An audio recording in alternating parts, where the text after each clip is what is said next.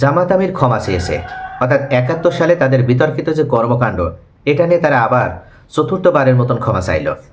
কিন্তু এই মুহূর্তে এত বারবার ক্ষমা চাওয়ার কারণটা কি, আর এই ক্ষমা চাওয়ার আসল উদ্দেশ্যটা কি?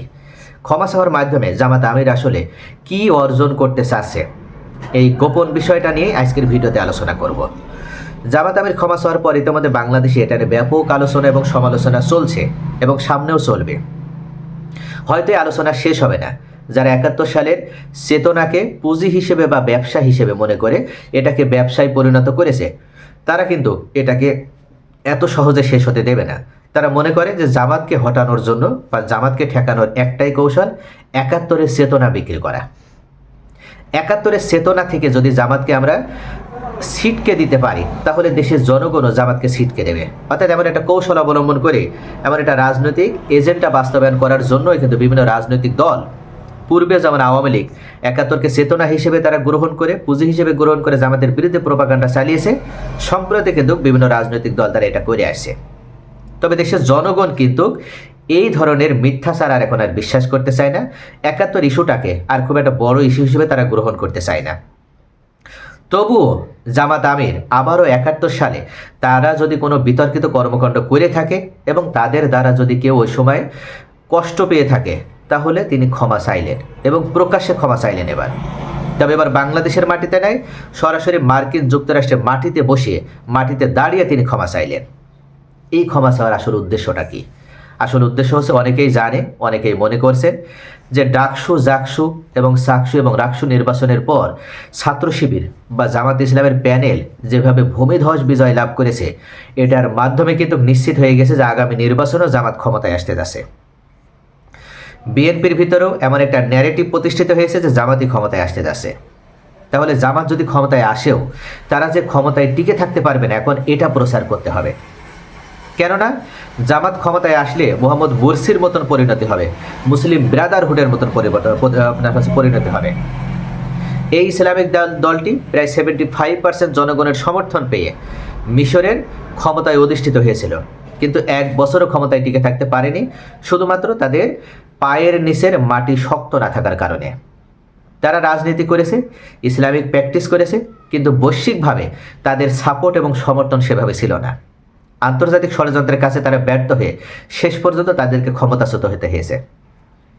এখন অনেকেই এই প্রোপাগান্ডাটা ছড়াছে যে জামাতও যদি ক্ষমতায় আসেও তাহলে মুরসির মতন তারাও ক্ষমতায় টিকে থাকতে পারবে না। এই কথাটা যে মিথ্যা এবং এটা যে বানোয়াট, এটা প্রমাণ দেওয়ার জন্যই কিন্তু জামাত আমির আমেরিকার মাটিতে দাঁড়িয়ে তিনি ক্ষমা চাইলেন। শুধু ক্ষমাই চাইলেন না, ক্ষমা চাওয়ার আগে তিনি আরও গুরুত্বপূর্ণ 3টা বিষয়ে তিনি স্পষ্টভাবে জামাতের উদ্দেশ্যটা কি সেটা ক্লিয়ার করে দিয়েছেন। নারীর ক্ষমতায়ন বিষয়ে ক্লিয়ার করে দিয়েছেন যে নারীর ক্ষমতায়নে জামাতের কোনো ধরনের কোনো মাথা ব্যথা নেই এবং জামাতই একমাত্র রাজনৈতিক দল যাদের ভিতরে তারা আলাদাভাবে নারী সংগঠন করে তাদেরকে নারীর ক্ষমতায়নের জন্য যে পদোন্নতি সেই সিস্টেমের আওতাভুক্ত করার সুযোগ করে দিয়েছে। এমনকি বিভিন্ন কূটনৈতিক মহল যখন দেশে আসে তখন তাদের সাথে জামাতের এই নারী প্রতিনিধি তারাও বৈঠক করে। অর্থাৎ এদিক থেকেও বিশ্বের বিভিন্ন যে শক্তিশালী রাষ্ট্রগুলো রয়েছে তাদের কাছে ইতিমধ্যে জামাত এই মেসেজটা পাঠাতে সক্ষম হয়েছে যে জামাত নারীর ক্ষমতায়নে বিশ্বাস করে। দ্বিতীয় পর্যায়ে সংখ্যালঘু বিষয়ে, এখানে তো জামাত আগেই উইনার। সংখ্যালঘুদের পাশে জামাত দাঁড়িয়েছে, তাদের ধর্মীয় কর্মকাণ্ড তারা যেন সঠিকভাবে পালন করতে পারে সেজন্য তারা সিকিউরিটি দিয়েছে, নিরাপত্তা দিয়েছে। এমনকি জামাত আমির আরও একটা বিষয় ক্লিয়ার করেছে যে মেধার ভিত্তিতে বাংলাদেশে সব কিছু হবে।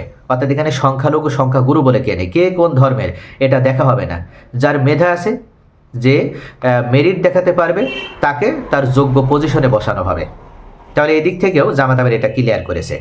এবং পরবর্তীতে থাকলে ৭১ ইস্যু, আর ৭১ ইস্যু নিয়ে যেন পরবর্তীতে আর কোনো সাংবাদিক জামাতকে উদ্দেশ্য করে কোনো প্রশ্ন করতে না পারে, সেটা একবারে চিরতরে বন্ধ করে দেওয়ার জন্য, নেটিজেনদের মুখ বন্ধ করে দেওয়ার জন্য তিনি আমেরিকা যুক্তরাষ্ট্রে বসে এই ৭১ ইস্যুটাকে সামনে এনে তিনি ক্ষমা চাইলেন। এবার কোন চেতনাকে সামনে এনে এই জামাত বিরোধীরা তারা কোন রাজনীতি করবে? এরপরও যদি কেউ ৭১ ইস্যুটাকে সামনে এনে রাজনীতি করার চেষ্টা করে, জামাতকে যদি কোনোভাবে আঘাত করার চেষ্টা করে, তাহলে বুঝতে হবে যে ওদের উদ্দেশ্য ৭১ না, এদের উদ্দেশ্যই জামাতের রাজনীতিটাকে ঠেকানো, জামাতকে ঠেকানো। তো প্রিয় দর্শক, জামাত আমির মার্কিন যুক্তরাষ্ট্রে বসে এই যে ৭১ ইস্যুটা নিয়ে ক্লিয়ার করলো, এটার মূল কারণ হচ্ছে জামাতের ক্ষমতায় যাওয়া নিশ্চিত। যার কারণে জামাত বোঝাতে চেয়েছে জামাত ক্ষমতায় গেলেও পূর্বে তাদের যে বিতর্কিত কর্মকাণ্ড, যেটাকে বিতর্কিত বলা হয়, সেটা নিয়ে যেন কোনো ধরনের কোনো প্রশ্নের মুখোমুখি হতে না হয়, বা এটা নিয়ে যেন কোনো ধরনের কোনো ক্ষুব্ধ প্রতিক্রিয়া সৃষ্টি না হয়, সেটারও এক প্রকার তিনি সমাধান করে দিলেন। মার্কিন যুক্তরাষ্ট্র তাই এই মুহূর্তে বিশ্বের সবথেকে শক্তিশালী রাষ্ট্রের মাটিতে দাঁড়িয়ে।